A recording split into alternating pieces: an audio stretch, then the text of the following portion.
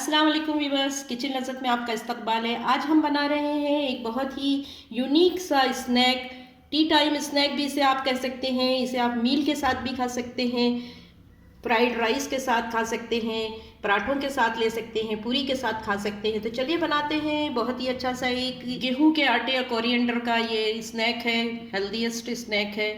चलते हैं किचन लज़्ज़त की तरफ, देखते हैं इसके इंग्रेडिएंट्स और मेथड।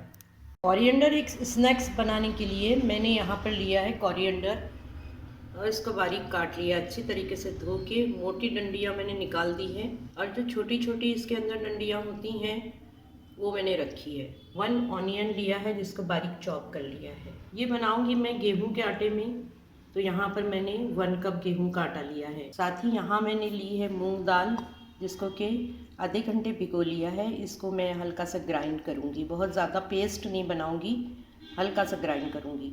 यहाँ पे कुछ मसाले लिए हैं वीवर्स, 2 in 1 कहती हूँ मैं इसको।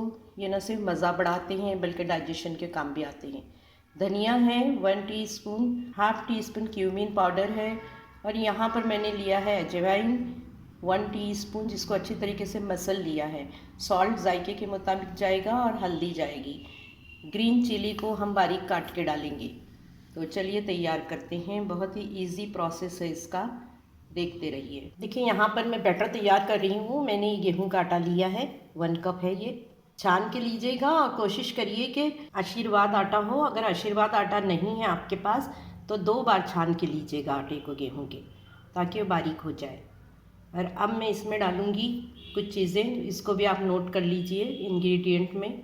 देखिए कर्ड डाल रही हूँ, एक चम्मच मैंने डाल दिया है, ये 2 स्पून है, इतना ही काफ़ी है। लेमन जूस डाल रही हूँ मैं 1 टीस्पून। वीवर्स, जब भी आप इसमें कोई चीज़ डालें, जैसे लेमन जूस है या कर्ड है, तो चमचा हमेशा खुश्क लीजिएगा, वरना वो चीज़ें जो है उनमें फंगस लग जाती है। इसलिए इस छोटी छोटी बातों का बहुत ख्याल रखना होता है। एक बड़ी चुटकी जो है बेकिंग पाउडर डाल रही हूँ। अगर आप चाहें तो इससे हाफ जो है बेकिंग सोडा भी डाल सकते हैं। अब इसमें जाएगा 2 टीस्पून मूंग की जो दाल हमने ग्राइंड कर ली थी दरदरी सी, वो भी इसमें मिला रही हूँ। ग्राइंडर को धो के मैं इसमें पानी मिला रही हूँ। अब इस स्टेज पे जो है हम बाकी चीज़ें डालेंगे, क्योंकि हमने सारी चीज़ों को ड्राई और जो वेट चीज़ें थी उन सबको हमने मिला लिया है। तकरीबन हाफ कप पानी मैंने इसमें डाला है। अब सारे मसाले जाएंगे इसमें। ओनियन में भी पानी होता है, इसलिए संभाल के पानी डालिए, सबसे आखिर में डालिए। साथ में डाल रही हूँ कटी हुई कोतमीर।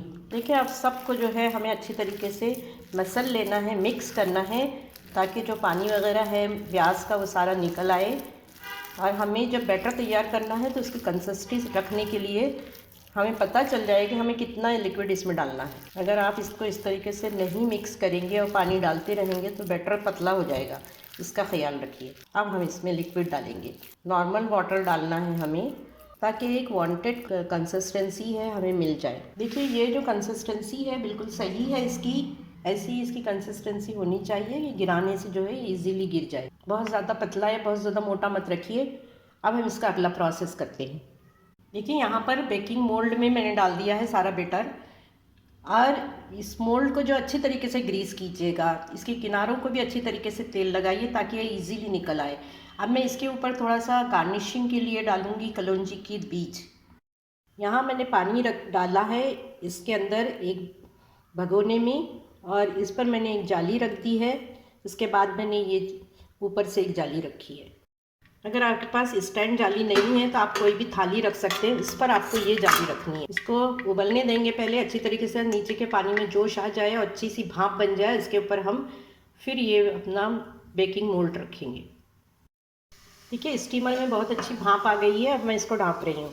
इसमें से कहीं से भी भाप नहीं निकलना चाहिए, ऐसा ढक्कन इस पर रखिए कि फिट हो जाए इसमें जो होल है इस पर मैंने किचन टॉवल रख दिया है कुछ देर के लिए। तकरीबन 20 से 25 मिनट हो चुके हैं स्टीमर में रखे हुए। अब मैं इनको खोल रही हूँ। मोल्ड में मैं जो है इसे 15 मिनट ठंडा होने दूंगी, उसके बाद फिर मैं निकालूंगी इसको। सेकंड गार्निश करूंगी इसको मैं खसखस के दानों से, और जिंजर फ्लेक्स डाल रही हूँ इस पर मैं। अब हम इस मोल्ड से इसे निकालते हैं। देखिए ये है इसका लुक। इस प्लेट में ले लेते हैं, अब हम सीधा करते हैं इसको। वाव, कट करते हैं और आपको दिखाते हैं।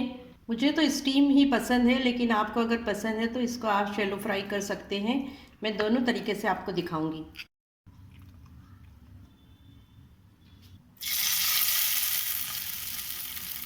इसको हम आपको फ्राई करके दिखा रहे हैं, बाकी हम स्टीम ही रखेंगे। देखिए ये बहुत ही अच्छी तरीके से फ्राई हो गए हैं माशाल्लाह। थोड़ा थोड़ा चाट मसाला इस पे छिड़केंगे। देखिए इस पे हमने चाट मसाला छिड़क दिया है। बहुत ही डिलीशियस बने हैं, बहुत झटपट बन के तैयार हो गए हैं। कोई एफर्ट नहीं करना पड़ा है इसमें। आपको हमने पूरा वीडियो दिखाया है, सारी टिप्स दिए हैं। उम्मीद है आपको ये रेसिपी पसंद आएगी। टी टाइम रेसिपी है, या फिर आपको खाने के साथ भी आप इसको ले सकते हैं। फ्राइड राइस के साथ आप इसको सर्व कर सकते हैं। इसे ज़रूर बनाइएगा। हमें दुआओं में याद रखिए। हेल्दीएस्ट स्नैक बन के तैयार है। अस्सलाम वालेकुम।